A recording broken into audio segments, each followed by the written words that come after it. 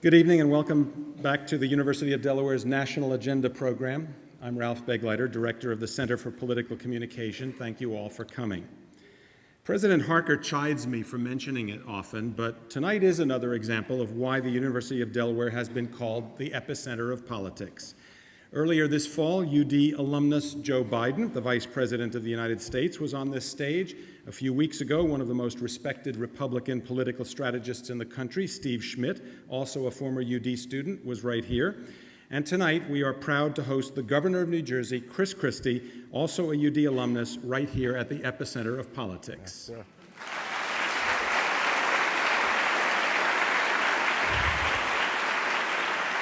In the short time Governor Christie has been in office, less than 2 years, he's made a name for himself, not only on the New Jersey stage, but nationally. For a few weeks this fall, the governor was traveling the United States, speaking to a variety of GOP audiences as he flirted with the possibility of jumping into the pool of candidates running for President of the United States. Excuse me just a moment. I'm sorry, I forgot to turn my phone off. Hello? What? Look, I can't do this now, okay? No. Who? Snooki? Look, there's hundreds of people here. The governor is sitting right on the stage. No. What? I'm sorry. Tax credit? Look, we can't do this now, babe, all right? Give my regards to the situation. I'll give him the message. Sorry, Governor. Oh, it's all right. Fully understandable. For tonight's program, I've asked Governor Christie to focus on the special challenges facing the governors of almost every state in the nation right now. The economy has been in the tank for 3 years. Congress is threatening to cut federal programs left and right, many of them affecting the states. And the states themselves are cutting back on programs for their citizens, including education and jobs and benefits to government workers. In New Jersey, Governor Christie has already made some difficult choices. I don't know if Jersey Shore was difficult, but certainly others have provoked a lot of discussion. He's often described as blunt and pugnacious. I imagine people on the beach just before Hurricane Irene thought so when he ordered them to take shelter. Among Republicans, he's been a popular, plain speaker, perhaps something he honed during his days as a federal prosecutor. Governor Christie majored in political science here at the University of Delaware in the 1980s. He was president of the Student Government Organization when he was a senior. By the way, a student named Mary Pat succeeded him as president of the student body. She later became his wife. His official website boasts of never having lived outside New Jersey, except when he was here attending college at the University of Delaware. He was born in Newark, well, the other Newark, in Newark, New Jersey. Without further delay, please welcome New Jersey Governor Chris Christie to the University of Delaware. Thanks, Ralph. Thank you very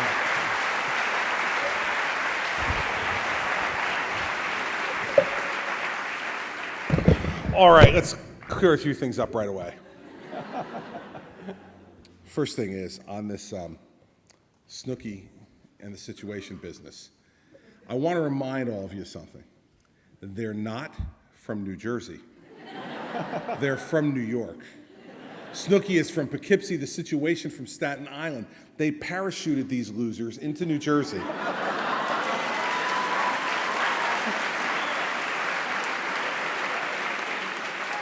And they want to make all of you believe that they're in New Jersey. They're not. And I've told Cuomo a number of times, take them back.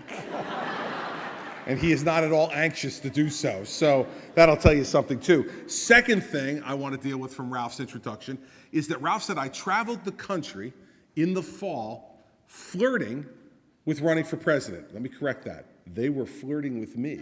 I wasn't flirting with them. I said all along I wasn't going to run, and they just wouldn't leave me alone. So we traveled around the country, and we talked about issues that we cared about, and in the end, the place where that kind of reached its culmination was at the Reagan Library in California, where I had been invited by Nancy Reagan to come and give a speech. Now, if you're a Republican, there is no greater honor in the world than to be invited to the Reagan Library to speak. And I have a law partner, a former law partner, Bill Palatucci, who's now our Republican National Committee representative, and he majors in blasé. You know, but like anything that happens, I call Bill, and he's been a friend for 20 years. And I say to him, Bill, you won't believe this. I met this person, or I did this. And he's like, yeah, all right. Yeah, all right. Uh-huh. Anything else? And then the day I got a handwritten note from Nancy Reagan inviting me to speak at the Reagan Library, I called him, and I wouldn't tell him who the letter was from. And I read the letter to him. And I said to Nancy, and it's signed, Sincerely, Nancy Reagan. And he said, all right, now I'm impressed. And so the end of that tour was really at the Reagan Library with Mrs. Reagan and talking about issues that I really care about, and having the opportunity to stand in that library, which commemorates what I consider to be one of America's great presidencies, by a man who was my first vote. I turned 18 in September of 1980. And ironically, my 18th birthday was celebrated right here at the University of Delaware as I began my freshman year. Of course, the drinking age at that time was 20 in Delaware, so I couldn't drink too much on my 18th birthday. But one of the things I did do that October was sit in my dorm room, 208 Harrington E. Believe me, you will remember those things. 208 Harrington E. Anybody live in Harrington E? Really? What room? Third floor. 311? Man, we were close. What? You were 208? Get up here. Come on up here. Get up here.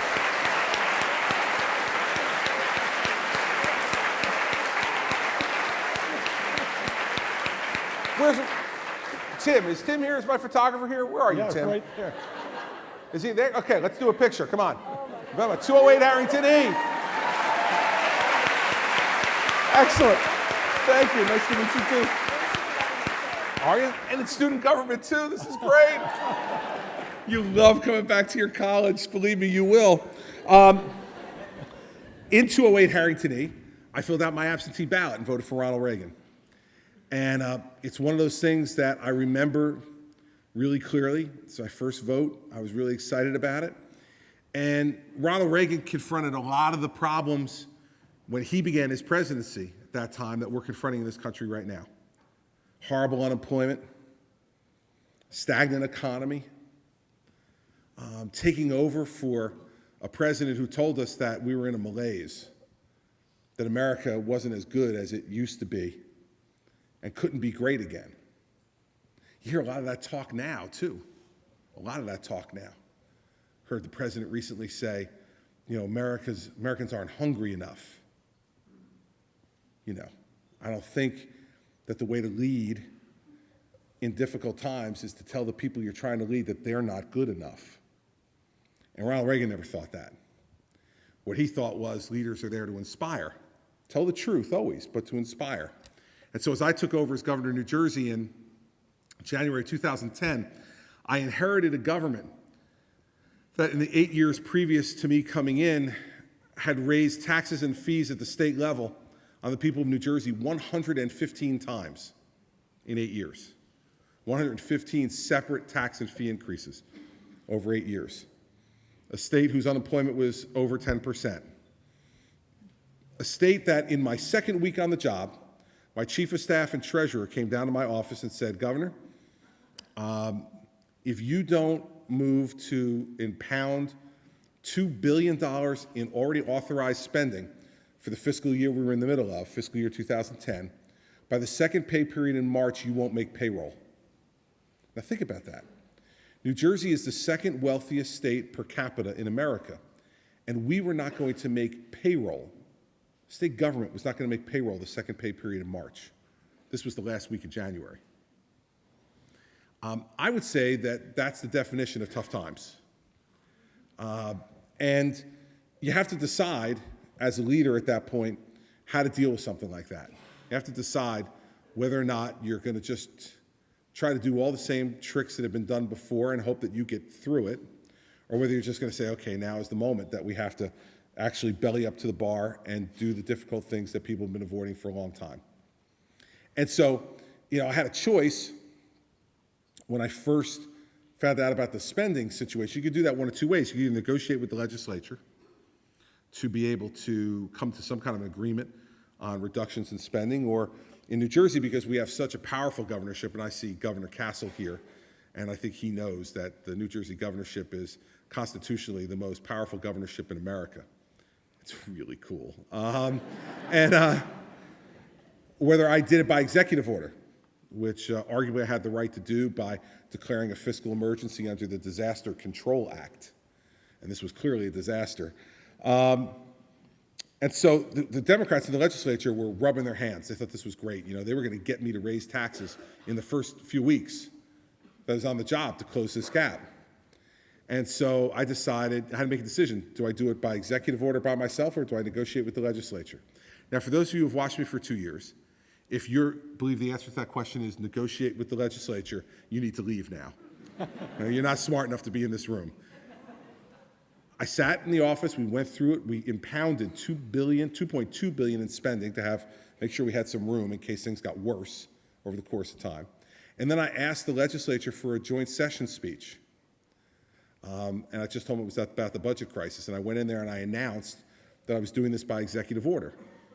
Essentially, the speech was, you all created this problem, I inherited it, I just fixed it in my office by myself, have a nice day. And left. And when we left, you know, the atmosphere on the floor of the legislature was not too pleasant. I mean, you know, I read the next day that the leaders of the legislature were calling me things like Julius Caesar, Napoleon Bonaparte, you know, all those great leaders of the past I so admire. And the next day I actually saw the Senate president, and we were coming in at the same time. Senate president's from South Jersey, a guy named Steve Sweeney, who I have a great relationship with and is a really, really good guy. And I saw him on the way in. I said, hey, Steve, you know, I saw that stuff you said about me in the newspaper this morning, and Julius Caesar, Napoleon Bonaparte. I said, I changed my mind. I'm going to vacate the executive order, and I'll let you guys fix the $2 billion budget problem. And he said, hey, Governor, don't overreact. You know, it's just politics. I mean, you did pretty well, all things considered. That's leadership. You don't wait in a crisis for other people to act. You act. Doesn't always mean you're going to be right, but you don't wait. You don't look for others to solve the problems that you've been elected to fix. And you act. Same thing with the $11 billion budget deficit that came right after that for fiscal year 11. An $11 billion deficit on a $29 billion budget. It's a 37% budget deficit, the largest by percentage of any budget deficit for any state in the country. And again, the Democrats thought that this was the perfect time to raise taxes. And why wouldn't they? Because that's what they've been doing for the last 8 years. We already had a millionaire's tax in the state. And this is great about New Jersey. I know there's probably a bunch of New Jerseyans out here, because the University of Delaware is really, in many ways, the University of New Jersey South. It's true. Lots of New Jerseyans come to the University of Delaware, and so you know this to be true. We had a millionaire's tax, and this is the great thing about New Jersey math, right? Jim McGreevey put in the millionaire's tax, and it was an extra tax on anyone who made $400,000 a year or more. See, so I say to people all the time, to try to turn it into a positive, I said, listen, come to New Jersey. Even if you're not a millionaire, we'll make you feel like one. We'll tax you like one. And the millionaire's tax that Governor Corzine put into effect in his last year in office was a millionaire's surcharge. So for the people making over $400,000 a year that already got their taxes raised, now there was a surcharge on them that raised their individual and small business income tax rate to 10.75%. Gross income tax, no deductions, 10.75%. The third highest income tax rate in America, behind only California and Hawaii. That expired at the end of Governor Corzine's term, and they wanted to reinstitute it to help to bridge this budget gap. And I told them that, you know, I wasn't going to sign it. And they said my budget was going to be dead on arrival if I didn't. And so they decided to pass this thing and send it down to me. So they passed the millionaire's tax surcharge. And in fact, the Senate president, the guy I was talking about before, Steve Sweeney, walked it right down himself. Cameras following behind him, big show, you know. He's walking it down to the governor's office. We'll give it right to the governor. Okay. And my mother, taught me to be polite. When you have guests coming, you put your coat on, and you come out and you welcome them. So I stood in my outer office, and in came the cameras, and in came Senator Sweeney, and he handed me the piece of legislation. And I said to him, Steve, do me a favor, just sit down. This isn't going to take long. And he sat down, and I went over to the little table over to the right, and I took the bill, and I vetoed it, and I handed it back to him. I said, I told you I was going to veto it. I don't have to think about this. I know what I believe. This is wrong, and I'm not doing it. So here, take it back. And he said, we'll be back. And I said, I'll be here. And they tried to override the veto, and they failed. And then we got down to the serious business of dealing with this budget. And the budget they said was dead on arrival. 99.8% of the line items were approved in June exactly as I presented them. That's leadership. You put out to people where you stand. And some of those cuts were unpopular in that budget. I cut $820 million from K-12 education in New Jersey. That's not popular. I cut $175 million from higher education. Hundreds of millions of dollars in programs all across government. Every department in state government got cut. Every one. And not from projected growth, like they talk about in Washington. We've cut the budget. Well, why is it still going up? Well, we cut the projected growth. No. This is real cutting. This is cutting from baseline, cutting from what you spent last year, cutting back from there. Every department got cut. We cut the budget overall by over 9%. It was the toughest thing I had to do as governor, because every time I sat there ordering more cuts as we went through the meetings preparing the budget, I knew that was affecting real people. But I also knew that the state had no future economically if we just continued to overspend and overtax and overborrow. We could not do it. We were in some ways the canary in the coal mine for what's happening now in the rest of the country. And so we made those cuts. I signed that budget, and we moved on to deal with other issues. Any of you who are from New Jersey know that New Jersey has the highest property taxes in America. And no one had ever dealt with the real problem with property taxes. Every other governor, Republican and Democrat, had decided the way to deal with property taxes is property tax rebates. This is an interesting concept. We take money from you in the income tax, and then we give some of it, small part, back to you to lower your property taxes. Except the rebate never kept up with the increase in the property taxes. Over the 10 years before I became governor, property taxes increased 70% in New Jersey in 10 years. 7% a year on average. Believe me, the rebates were not increasing at anywhere near that rate. My idea was the only way that we're going to control property taxes is to control the spending. Not to rebate against increased spending, but to control the spending. So we got passed in the summer of 2010 a 2% cap on property taxes. Property taxes cannot go up more than 2%. Any municipality who does that, who wants to do it, they have to put it up for a referendum before the voters. So the people who pay the bills have to vote to have their taxes go up higher than 2% a year. We also capped the interest arbitration awards given to police officers, firefighters at 2%. So no arbitrator, unelected, unaccountable, which is what they were doing, were given 5, 6, 7, 8% salary increases. Not anymore. We capped that as well. And then this summer, we passed the most sweeping pension and benefit reform in the country. And real reform. Everybody who gets a pension now has to pay more towards their pension. No more COLAs until the funds are healthy, which for most of them will take at least 30 years. No cost of living adjustments. Raise the retirement age. Increase the penalties for early retirement. These are real things that cost people money, but will also increase the health of the funds. And on the health benefit side, when I became governor, there was a large number of public employees at every level of government in New Jersey who paid nothing for their health benefits. Nothing. Zero. For health benefits that cost, on average, for a family, about $19,000 a year. Taxpayers were absorbing that entire cost. We now have instituted a grid based upon salary. The more you make, the more you pay, up to 35% of your premiums. And the great thing about this legislation is it applies to every public employee in New Jersey. And by operation of law, it gets dropped into every collective bargaining agreement.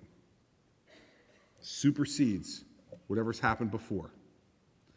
And now from there on, people will get to negotiate after a 4-year phase-in period where they go from there. But the starting point is there. Those reforms will save the taxpayers in New Jersey $132 billion over the next 30 years.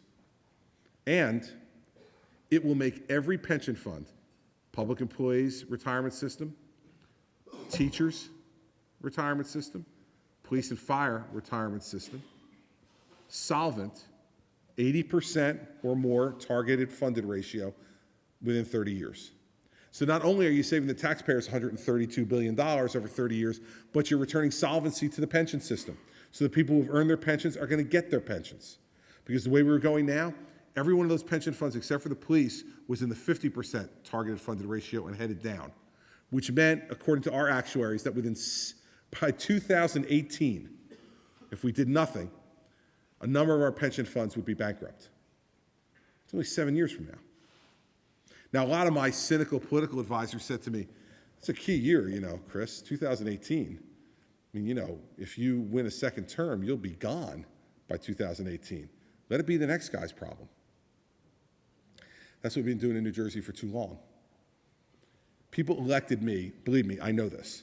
They did not elect me because of my charm and good looks, okay? They elected me because they knew we were in really difficult times and because they thought a tough, plain-spoken federal prosecutor might just have the guts to do these things that needed to be done. And let me tell you something else. Political capital in life is meant to be spent. So early on, when I was very popular, I did a lot of these things, and my numbers went down into the 40s. And my staff got nervous. And I said, listen, I earned that capital to spend it. I'm not leaving my political capital in my top desk drawer. I'm going to pull it out and look at it. Ooh, look how pretty that is. Look how beautiful my poll numbers are. Woo! Close the drawer. Don't use it. Don't use it. That's not what you do if you really want to lead. Leadership is about earning credibility with the people you represent, then using that credibility to do the difficult things that you otherwise couldn't get done. They won't be happy about it in the beginning. Your numbers will go down, and then you do other stuff to earn the credibility back. And just today, new poll came out in New Jersey that shows that I have 56% job approval. Now, listen, 56% job approval for anybody is good, but for a Republican in New Jersey? I mean, seriously. Remember, this is a state that has 700,000 more registered Democrats than Republicans. Before I was elected in 2009, had not elected a Republican statewide in 12 years. And we have not elected a Republican United States Senator since 1972. This is not the place you go for Republican political futures. Yet, we're getting this response from the public, I think, for exactly the reasons I'm laying out. Not because everybody loves me. Not because everybody agrees with every decision I make, but because I'm making decisions. And I'm telling people the truth, and we're tackling problems that needed to be tackled for decades that we just have refused to deal with before because it's too tough and it's too painful. And I'll end with this because I don't want to speak too long tonight. I want to spend more time taking questions. And there's lots of other issues I could talk about, education reform and others. Hopefully you'll ask those questions. But people ask me all the time, like, well, why are you acting this way? Why are you being so blunt, so direct? Why are you taking all this risk? Two things I want to say about that. The first is that I don't think that people in really difficult times are yearning to be lied to. In fact, I think quite the opposite. They're yearning for the truth. They're hungry. They're desperate for the truth. They know the truth is going to be ugly. They're not oblivious. The people you represent don't live in some fantasy land where they think everything's okay, A, or B, that you can just wave a magic wand and make it okay. During hard times, we need the truth more than ever. So I think that these times are particularly suited to my personality. Secondly, say you're taking great political risk. Well, first of all, I'm a Republican in New Jersey. I am playing with house money, everybody. I mean, seriously, I don't belong here to begin with. We didn't know, we still not quite sure how this happened, but when you have the house money, you spend it. You bet it. And after all, what are we arguing about in the end? I mean, I'm getting the big oil painting in the State House. I'm getting it. I already won. So someday there is going to be a huge, imagine this, there is going to be a huge oil painting of me in the New Jersey State House. I'm getting it. And I will tell you something, I'm bringing my grandkids to see it. Because my grandchildren are going to meet me and go, the old man's losing it. There's no way he was ever governor of New Jersey. And so, God willing, if I have grandchildren, I'm bringing them to the State House to see that portrait. And all we're arguing over now is the little brass plaque. Does it say 4 years or 8 years? That's what the whole argument is over. Right? Is it 4 years or 8 years? Now, when I bring those grandchildren, I hope they're inquisitive, and I hope they're smart, I hope they're like my wife, and that they'll ask me, like, Grandpa, what was it like? What was it like? I don't want to have to say to them, well, first, let me direct your attention to the brass plaque. It's 8 years, and that ain't easy for a Republican. Well, how'd you get it, Grandpa? Well, you know, I incrementalized. I compromised my principles. I lied a bit. I ignored some problems. I sang and whistled a happy tune, and I skated through. But I got 8 years. I'd much rather say to them whether I get 4 or 8, that every day I was focused on trying to do my job the best way I knew how. That every day I was focused on trying to make this state, once again, a place where you not only could afford to live, but would want to live. That your parents are raising you here in part because of what I was able to do. And that hopefully you will raise your children here because of what we were able to do. If I'm able to say that, it seems to me relatively insignificant, whether it's 4 years or 8 years on that brass plaque. And if you spend all your time just trying to get the most time you can get in public office, then you're probably not worth re-electing anyway. So my view during times like this is to be straight with people, give them your honest opinion, tell them the truth, act boldly, act decisively, and don't worry about the political consequences. It doesn't mean be politically reckless, okay? You need to be smart, but you don't need to be calculating every minute because that's not going to serve the people who voted for you and put their faith in you in the first place. So the challenges that governors face all across the country are similar to the ones that I've already faced, except I'm just a year ahead of them because of our odd election year. And I would urge all of you who care about your state and your country, wherever you're from, whether you're from here or Jersey or someplace else, that what you need to do is to encourage those people who will provide you that type of leadership by voting for them. You yearn for political courage in America? Then vote for courageous people. There's no mystery to it.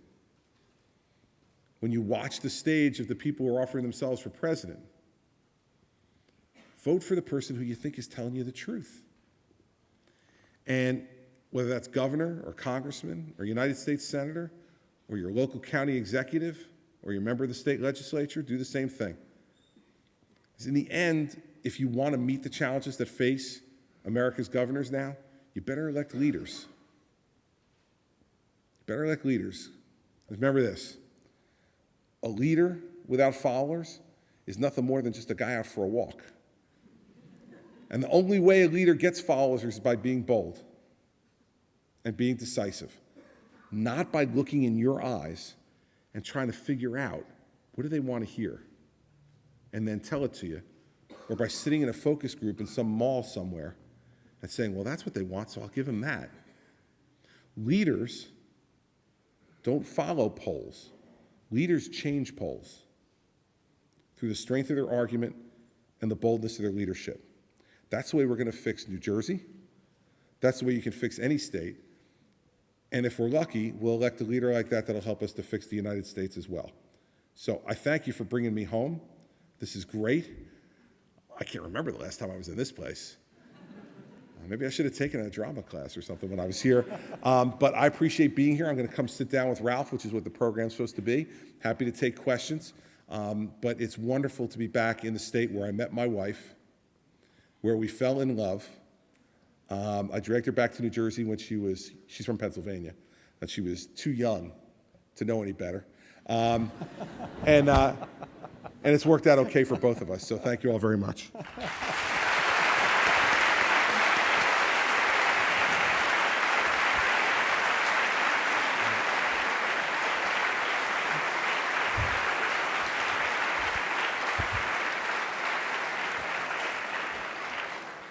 Thanks, Governor. Sure. I know there are lots and lots of questions here, so I'm just going to throw a softball at you to begin with. Excellent.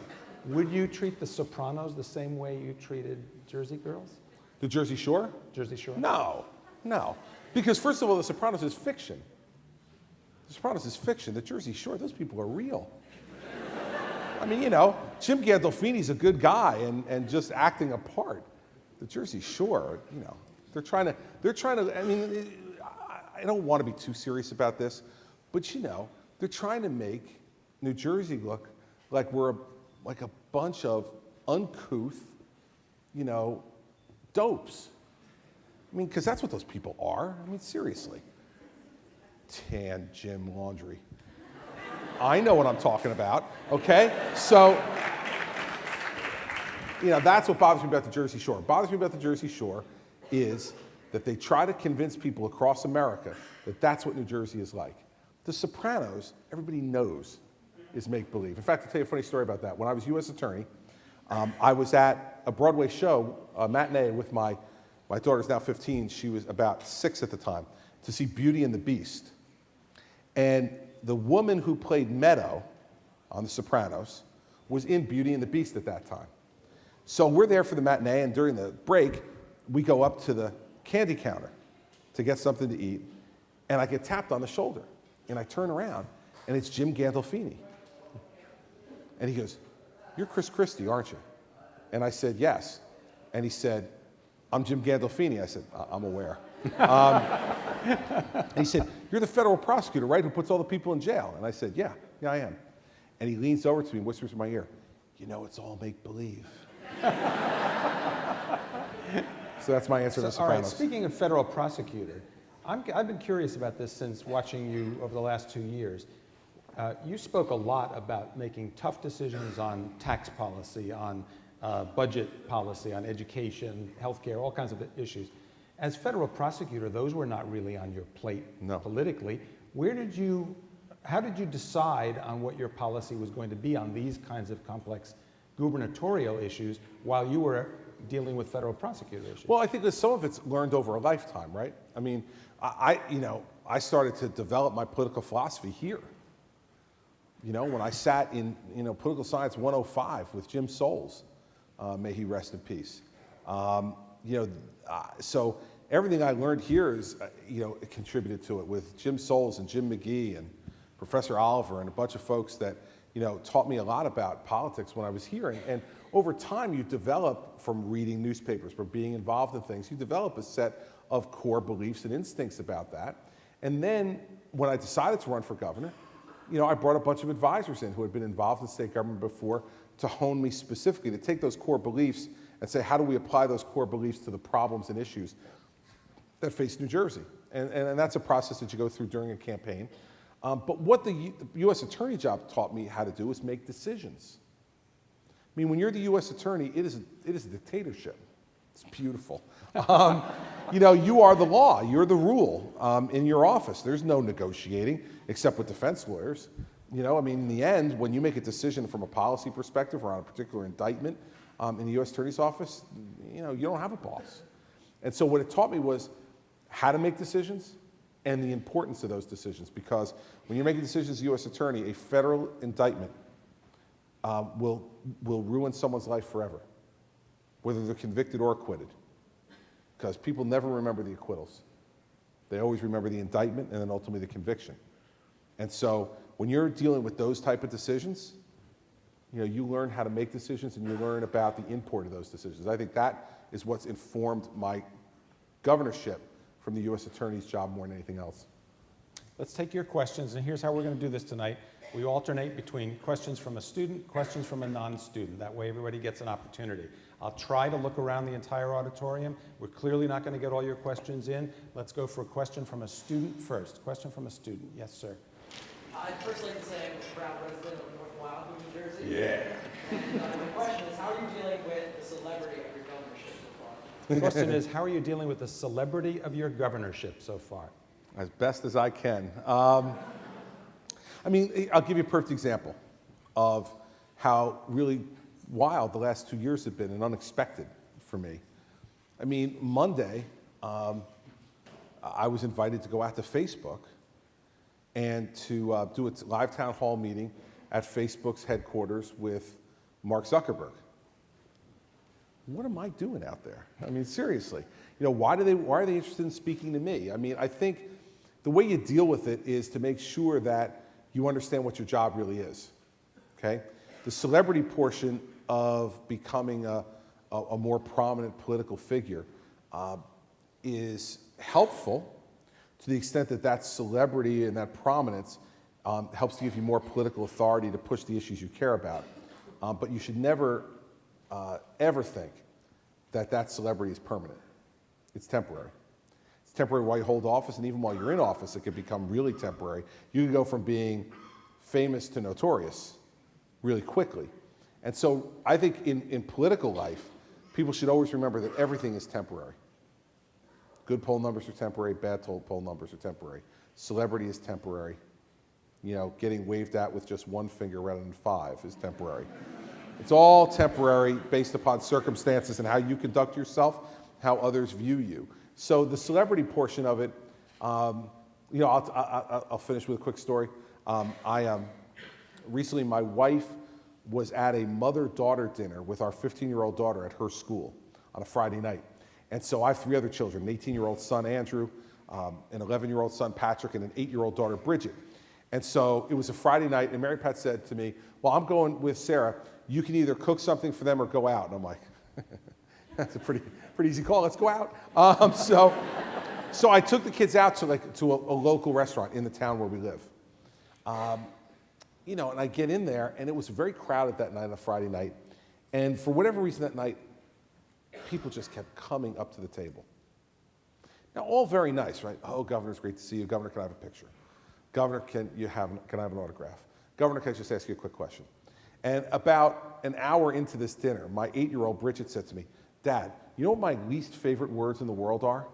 And I said, no, Bridget, what? She goes, Governor, I hate to interrupt, but. So you deal with celebrity in all kinds of different ways, and some of it's upside and some of it's downside.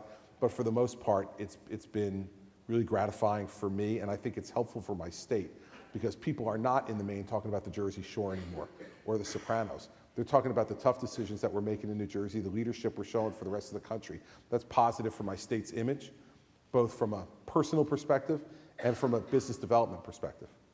Okay, question from a non-student. Yes, ma'am. Doctor, it's come back to you. Happy to be here. Could you talk to us a little bit about the challenges you face as doctor in light of the natural disasters you face this year? Okay, questions about, tell us about your handling of the natural disasters faced by New Jersey this year. I have been like the disaster governor. I mean, the weather has just been awful for the last 22 months. I mean, we've had 6 blizzards, a hurricane, an earthquake, and 3 major floods. But in the most recent times, with Hurricane Irene, I think that the big thing when you're dealing with a natural disaster is that you have to do a lot of work before it ever comes to make sure you're prepared, because when the time comes that it's hitting, a lot of things happen that if you haven't worked on it before, you can't anticipate. Secondly, you have to be there. Now, I understand that this has not been typical of some of my predecessors, but I literally was at the Regional Operations and Intelligence Center where we ran all the operations out of 14 hours a day during the hurricane, during the lead up to it and during it and then the aftermath of it. Because I wanted to be where everything was happening so that I could get the most current information so I could make decisions quickly. Third thing that I think is important is communication. Public's scared. They don't know what's going to happen. And they need to hear from their governor. They need to hear that you're on top of things. They need to hear what the circumstances are.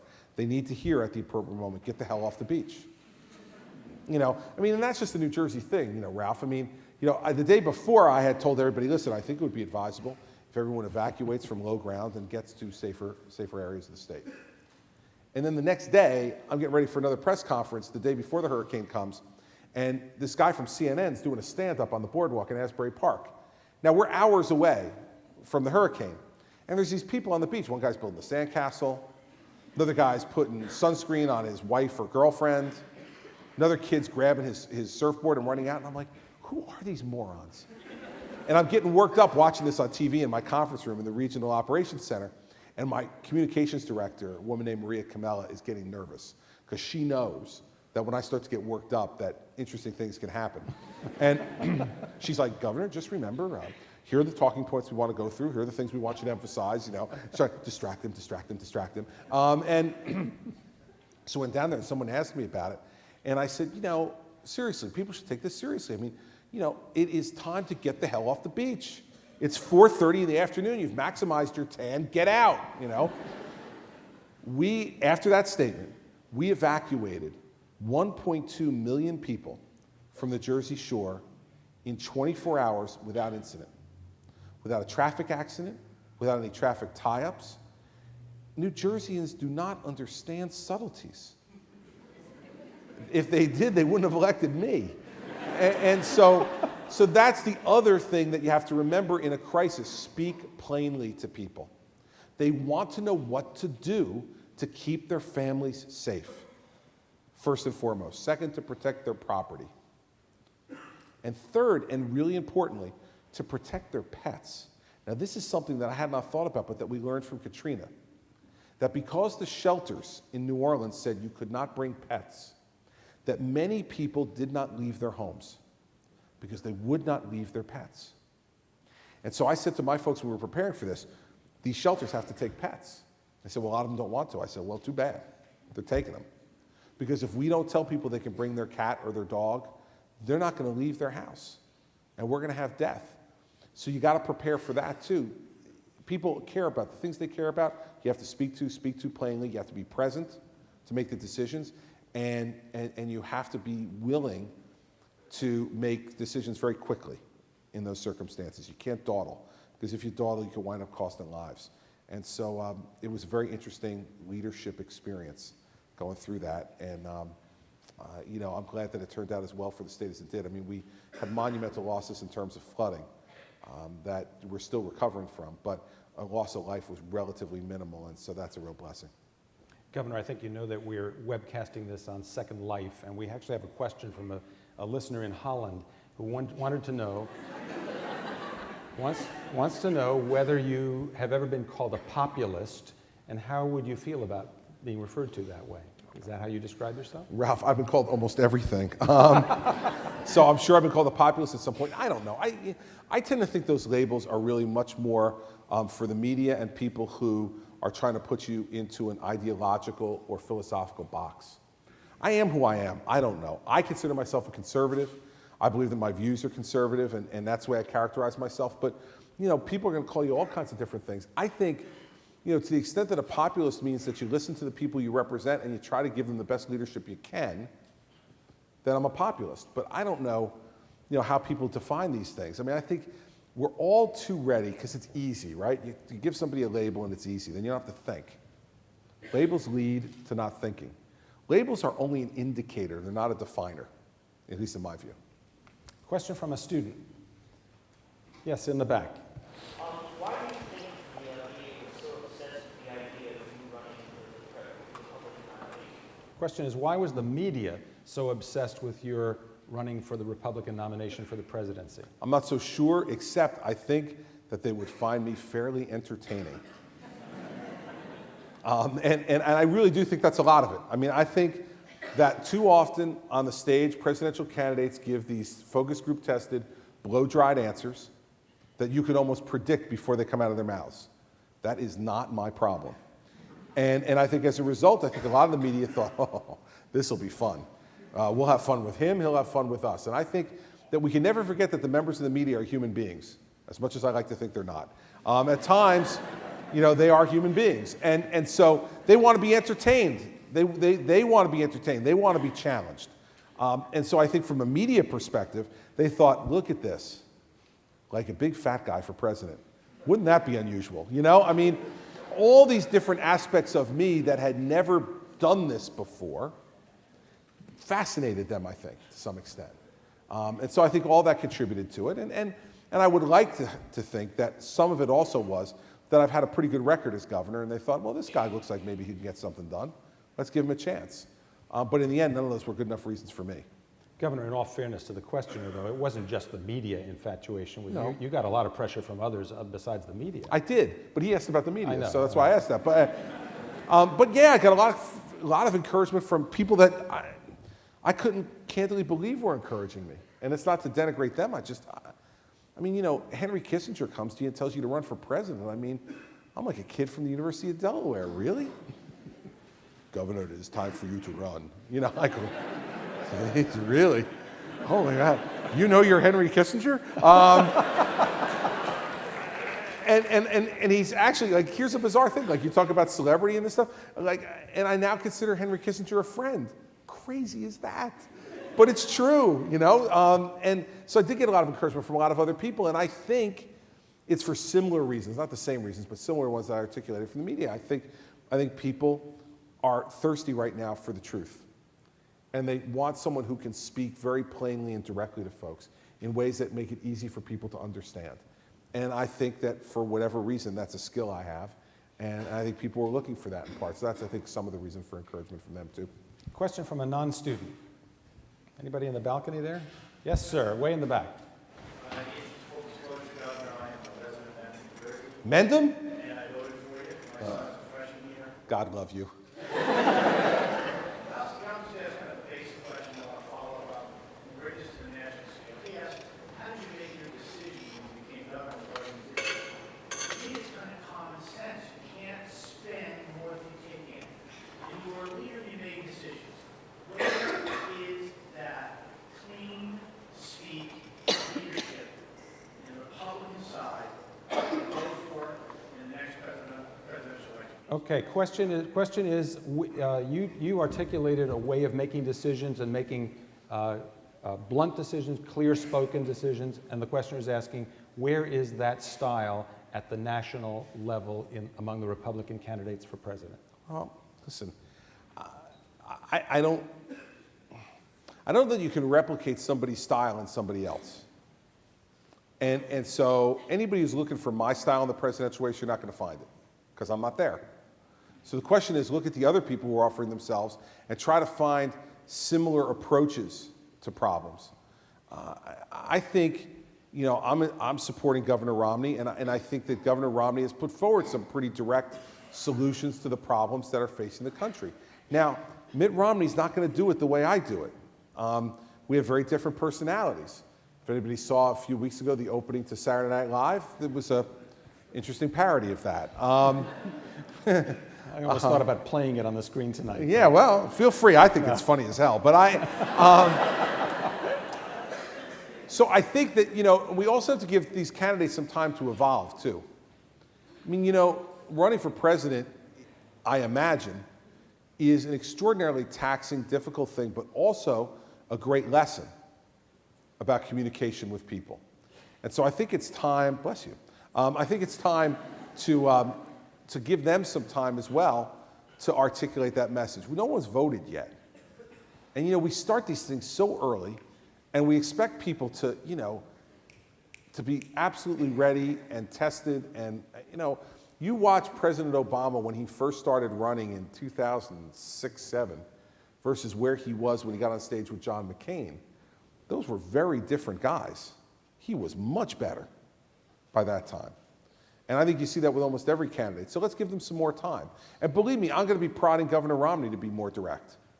I mean, that's part of my role, I think, as a supporter of his, is to prod him to be more direct. I think he's got some good things to say. I think he has to say it even more directly than he said it already.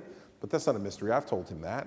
And hopefully he'll evolve to doing that and being comfortable with doing that. Question from a student.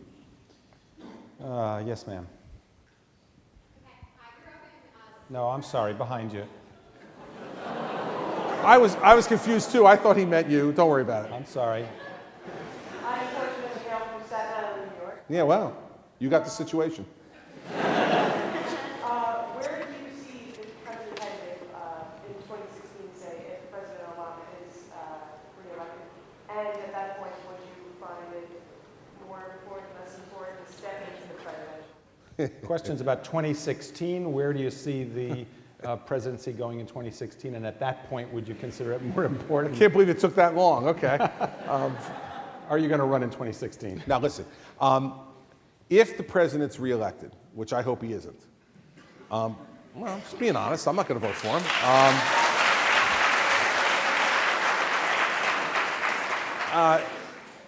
I think where the country's going to be and the direction of the country is very much going to be dependent upon what happens in the congressional races.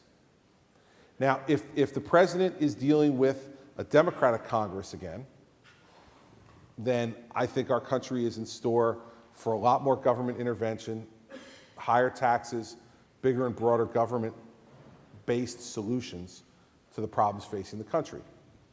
If it remains divided government, meaning the House is Republican, the Senate is Democrat, then I think you're going to see 4 years of paralysis, where we don't really deal with a lot of these issues, unfortunately. If you see the Republicans keep the House and take the United States Senate, which is a live possibility given the numbers, because there are many more Democratic Senate seats up for defense this time than there are Republicans, then I think you're going to see a president who's going to be forced to compromise. And the country will look very different in 2016 than it would under the other two scenarios. So I think it's impossible to predict without knowing what's going to happen with Congress, because they are a co-equal branch and they're going to have a lot to say about what goes on over the next 4 years if the president's reelected. And as far as me being involved, I mean, you know, I said this to a group of Ralph's students backstage, and someone asked me about 2016. I said, well, that's 5 years from now, right? 5 years ago, nobody was clamoring for me to run for president of the United States. I was the U.S. attorney having a good run in New Jersey. A couple of people were talking to me about running for governor, but nobody was saying, hey, this guy's got to be president. A lot can happen in 5 years in American politics, and so I have no way of knowing. But my reason for not running this time was not because I was saying I never want to be president. It was because I didn't feel like now was my time, because I hadn't finished the job in New Jersey, and I didn't feel comfortable leaving after 20 months as governor. I mean, that's like kind of going with one woman to the dance, and then you see a better-looking woman come in the room, and she comes up, hey, you want to dance? And you go, yeah, sure, okay. You're better looking, let me go with you. I mean, you know, you would have a name for a guy like that, right?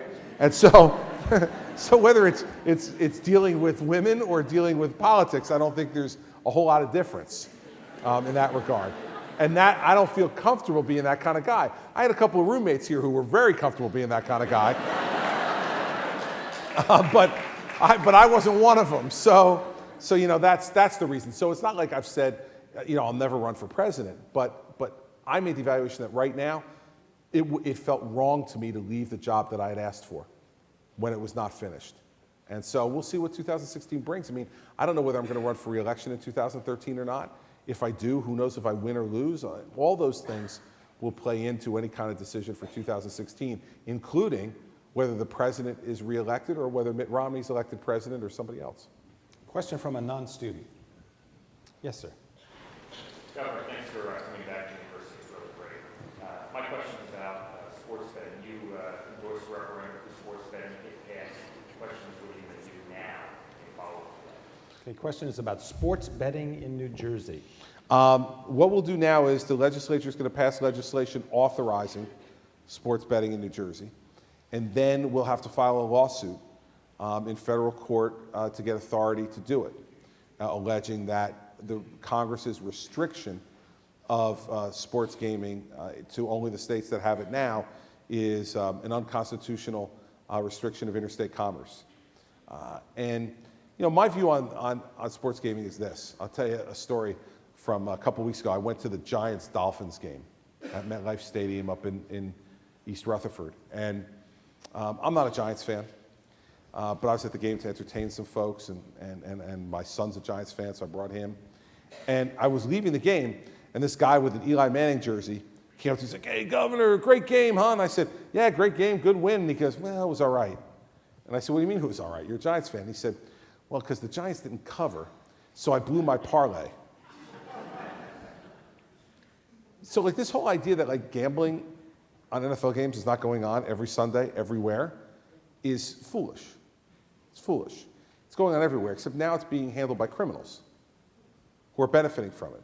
If it's going to happen, let's make the conduct legal, and let's make the people who participate in it comply with certain laws. And so I think if that kind of, and gambling itself is everywhere now.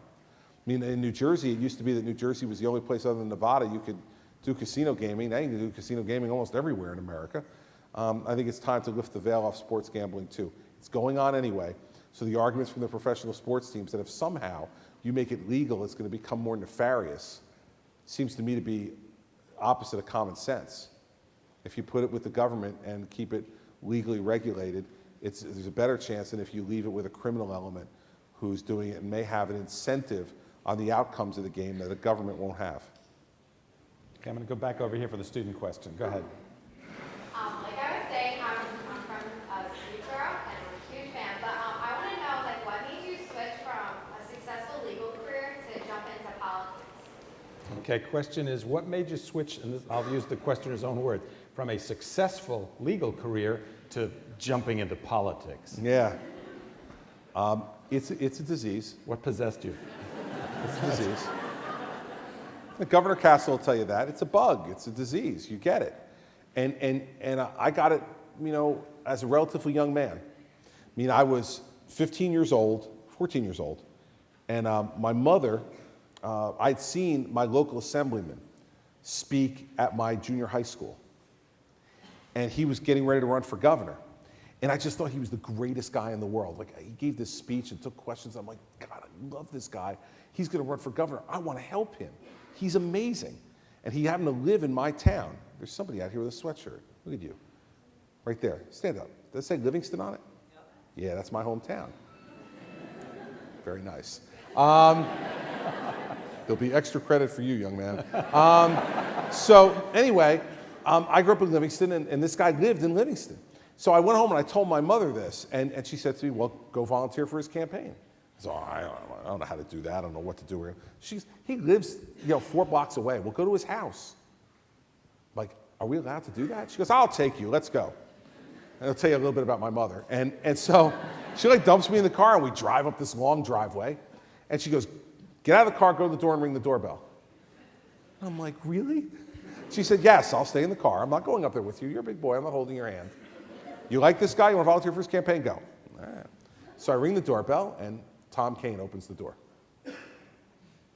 And he says, who are you? And I explained to him that I had been at his speech that day, and he was running for governor. I wanted to volunteer for his campaign. And he said, how did you get up here? And I said, my mother brought me up. She's over here. So Tom Kane walks out with me. He meets my mother. And he looks at my mother and says, well, what's he doing tonight? And she said, well, he finished his homework already. He's not doing anything. He said, bring him back here at 6 o'clock. He can go with me tonight. And I went up to his house, and Tom Kane threw me in the back seat of his car. And we went to the Oradell VFW in Bergen County. And he was having a little debate joint appearance against Ray Bateman, who was the guy he was running against in the primary for governor. And I got to hand stuff out and put it on chairs. And it was over. I was hooked. It was done. At some point, I was going to run for office. And the surreal part of all this stuff is that was 1977. February of 1977. In February of 2009, 32 years later, I stood in a hotel ballroom in Bernardsville, New Jersey, and Tom Kane endorsed me for governor. It's an amazing life. And only in politics can those kind of things really happen. And so that's why. You can be a lawyer anytime. Change the world, not all the time. Okay, question from a non-student?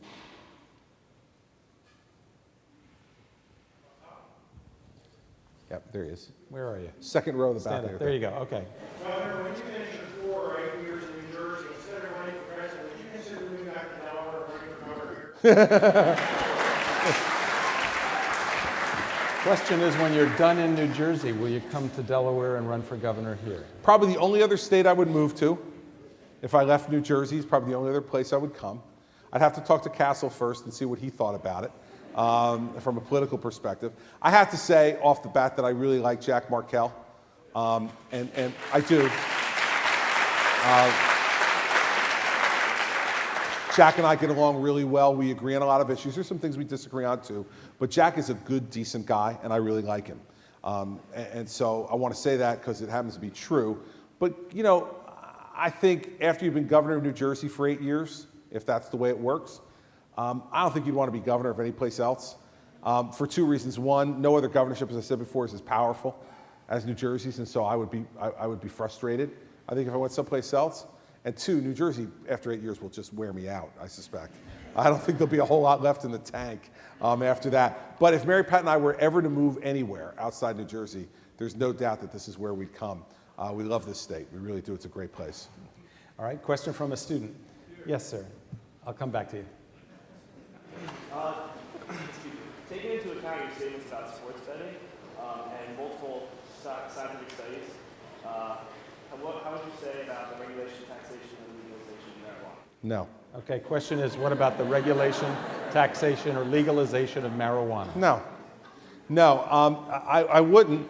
I wouldn't, as long as it is a Class 1 drug from the federal government, which no administration seems to be willing to change. We have a medicinal marijuana law in our state, which I am having an awful time trying to implement because of a number of reasons. One, because the federal government is running around in California and other places, busting these places because they just turned out to be fronts for drug dealing. Secondly, because a lot of municipalities in my state don't even want to host these alternative treatment centers. And we're finding, as we're vetting a lot of the people who want to be involved in this, that they're turning out not to be, at least some of them, not to be the most upstanding characters in the world. I just don't think that the legalization of drugs is a solution to the problem. And I understand why you try to make the analogy between the gambling and the drugs, and I can see the analogy, I just don't agree with it. So I don't think your point's invalid, I just don't agree with it. Governor, we have another question from Second Life from Nashville, Tennessee. Want to know how you would prevent another 2008-style financial crisis. You have 10 seconds to answer that question. This is why I didn't run for president. No, listen, I think, first off, I'm kind of the opposite of the way the government has gone now. They put all this regulation in place, and I think that it's government interference that in large measure led to the crisis. I think it was the government intervening and forcing banks to make mortgage loans to people who were not qualified to get those loans that in large measure caused this crisis, because you had folks like Barney Frank and others who were saying, everybody should own a home. Well, guess what? Not everybody can own a home. And because they can't afford to pay the mortgage,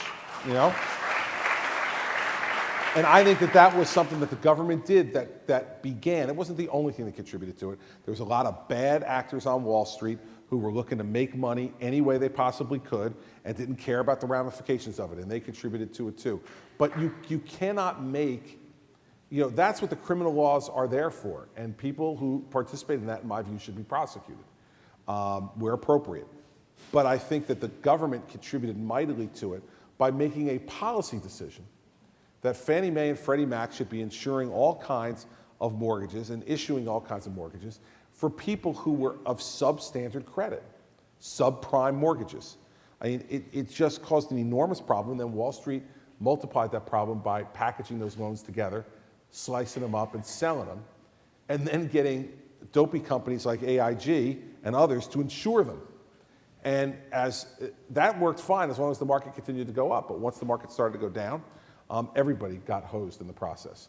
And so I think that government trying to get in and fine-tune and manipulate the market to achieve a certain policy goal is fraught with danger, and that the 2008 crisis, while it's not the only cause of it, I think it's the seminal cause of that crisis. Others' poor conduct then contributed to it as well. So I'd say let's make sure the government is not intervening in places where they're not helping, but where they're hurting in terms of tinkering with stuff where they really don't have an understanding of what should be done. Hearing you talk about the home mortgage and the home incentive situation, would you do away with the home mortgage deduction? Well, listen, I think you have to consider all of those things in the context of reform of the tax code. Now, that would probably be the last one you'd want to get rid of, because folks really do benefit, everyday folks benefit from that. But it is, you have a situation where now the tax code is rife with loopholes, exceptions, and that are costing the country hundreds of billions of dollars in revenue that they might otherwise collect. And so, yeah, I think that would probably be the last one I'd be willing to get rid of because of how broadly people benefit from it of all income levels.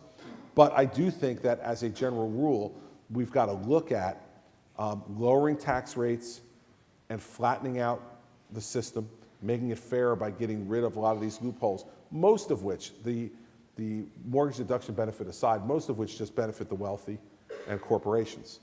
And so if you really want to get at it, let's get rid of those loopholes, lower the rates, and so the corporations and the folks who are very wealthy in this country pay their fair share, and that their taxes aren't determined based upon, how good a lobbyist they can hire or how many lobbyists they can hire in Washington. We'll go up here for a question from a student. Yeah, go ahead. I was just wondering about your stance on hydraulic fracturing into mine for natural gas. I know you haven't made many statements on it before. I'd like to get something from you now. Question is about your position on hydraulic fracking for natural gas. I'm not sure. The legislature in my state passed a law to ban hydraulic fracturing in our state, even though we have no shale. Which will give you a perfect indication of what the hell legislatures do. A solution in search of a problem. But what I took that as an opportunity to say that I have a conditional veto in my state, the ability to conditionally veto, where the legislature sends a bill, and then as long as it's within the main purpose of that bill, I can rewrite the bill and send it back to them. And then they have to either take an up or down vote on the bill. It's great, Mike, it's great. And so what I did was I suggested a 1-year moratorium on any fracking in New Jersey, even though we have no shale. While the DEP, our Department of Environmental Protection, does a study on the safety of that method, and while we also wait for an EPA study that's currently being done by the Obama administration on the safety of fracking. Now, the initial report from the Obama administration was very positive about fracking and saying that it doesn't pose certain environmental risks. That study's not complete yet, but I'd rather base my decision and my position on this ultimately on the science and not on the emotion. And I think right now people are just talking emotionally because people don't have the basis in science to make a decision one way or another. The industry argues one thing, environmentalists argue another, but I don't think definitive studies have been done yet, so we're going to do one in New Jersey, and we're going to wait to see what the EPA says, and then we'll make a call.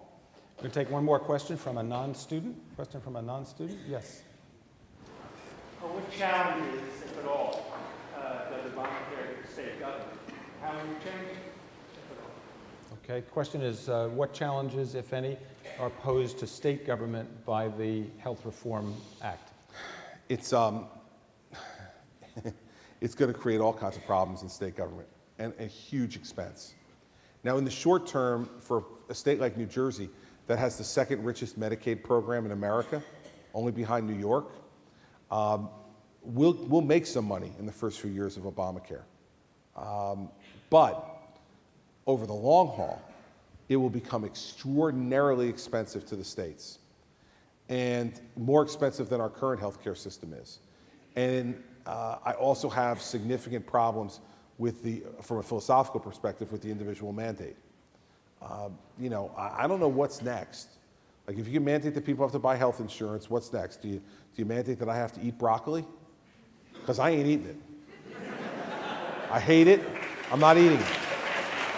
But, if Congress decides that there's a crisis in the broccoli industry in America, and that the only way to address that crisis is to require that every American, if not eat it, at least buy broccoli, so we can support the broccoli industry and save all the thousands of jobs in the broccoli industry. If they can mandate us to buy health insurance, why can't they mandate us to buy broccoli? Like, you laugh, but you know what? We've done stupider things in America. And so I have a philosophical problem with the individual mandate. I don't think that my government should tell me beyond taxation how I can spend my money, how I must spend my money.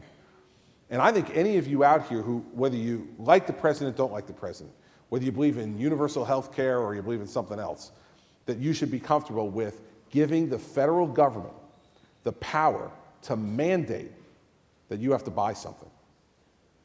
Because I think that's an extraordinary slippery slope. So from a practical perspective, it's going to cause a lot of problems for us if it's implemented. But the good news is, at least temporarily, that the United States Supreme Court now said they're going to take the case. They're going to decide it, I would suspect, by June. And we're all going to know whether the Supreme Court thinks that the mandate is constitutional or not. And I think if the mandate is struck down as unconstitutional, I don't think Obamacare can survive because they don't have a funding mechanism for it, absent the mandate that we can sustain. Even with the mandate, the funding mechanism of spending over $1 trillion on this over the next 10 years is extraordinary at the state and federal level. So those are the problems I have with it, and I think that the president was very ill-advised in spending a year and a half of his presidency on it, at a time when he had, huge majorities in the House and a filibuster-proof majority in the United States Senate. He spent all of his time arguing over this. When we have so many other problems in the country that need to be addressed and could have been addressed in a bipartisan way, he decided to ram this through in a completely partisan way. And now, years later, we're still arguing about it. And it is like a wet blanket on economic growth because private employers all over America are saying, I'm not hiring till I figure out what it's going to cost me. And I won't know what it's going to cost me until I know whether Obamacare is going to go into place and someone can please, for God's sake, explain to me how it's going to work and how much it's going to cost me. So I think it's fraught with problems, and I think he just got stubborn. And he wanted to prove he could do it, and he did. And I don't think America's very happy about it in the main, and I think that's why you see some of the uprising that you do about it. So it'll be interesting to see what the Supreme Court does. It'll certainly be an issue in the presidential race, in the fall. Before we say thanks to Governor Christie, allow me briefly to plug the next semester's Global Agenda program. Starting on February 22nd, we'll meet speakers from the netherworld of spies, lies, and sneaky guys in our series on espionage and intelligence in the digital age. We'll learn about double agents and cyber warfare, about unmanned drones and infiltrating terrorist cells. A reminder that if you want to be on the list to receive alerts about programs like this one and like those, please clearly print your email address on one of the brightly colored sheets out in the lobby on your way out. Now let's please thank Governor Chris Christie of New Jersey for coming back to the University of Delaware. Good night, everyone.